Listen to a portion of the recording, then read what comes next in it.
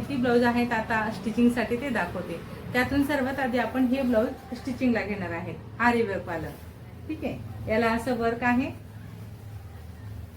एक ब्लाऊज आहे, अजून हे एक ब्लाऊज आहे, हे एक आहे, हे एक असणार आहे आणि हे एक आहे। ठीक आहे, तर एवढे असे ब्लाऊज आपले हे ब्रायडलचे आहेत। तर हे बघा, आता ब्रायडलचे माझ्याकडे बरोबर हे एका नवरीचे 8 ब्लाऊज माझ्याकडे आलेले आहेत स्टिचिंगला। त्यातून मी एक ब्लाऊज तुम्हाला सोमवारच्या लाईव्ह मध्ये दाखवलेला आहे, कटिंग आणि stitching with padded blouse, cups कसे अटॅच करायचे प्रोफेशनल पद्धतीने।